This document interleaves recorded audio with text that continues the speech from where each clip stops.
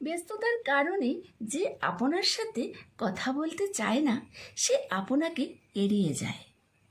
ব্যস্ততা শুধুমাত্র একটা অজুহাত, আপনার সাথে যোগাযোগ না করার মাধ্যম মাত্র। আপনি যার কাছে যতটা প্রয়োজন সে আপনাকে ততটাই মূল্য দেবে। কম বেশি ব্যস্ত সবাই থাকে, তাই বলে দিন রাতে একটু সময় কি পায় না খোঁজ নেওয়ার? যদি আপনাকে সে গুরুত্ব দিত, হাজার ব্যস্ততার মধ্যেও একবার হলেও খোঁজ নিত। একটু খেয়াল করলে দেখবেন দুনিয়ার সবার জন্য সময় থাকবে, সবার সাথে কথা বলবে, শুধু আপনার বেলায় ব্যস্ততার অজুহাত থাকবে। আসলে তারা আপনার সাথে কথা বলতে বাধ্য নয়, তাই তারা নানাভাবে অজুহাত দাঁড় করাবে।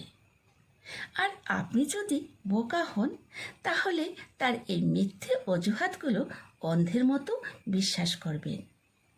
যে আপনার গুরুত্বের মূল্য দেয় না তার পেছনে বেহায়ার মতো সময় ব্যয় করা বোকামি। আপনি নিজেকে নিয়ে ব্যস্ত থাকবেন, দেখবেন অন্যের অজুহাতগুলো ঠুনকো বলে মনে হবে।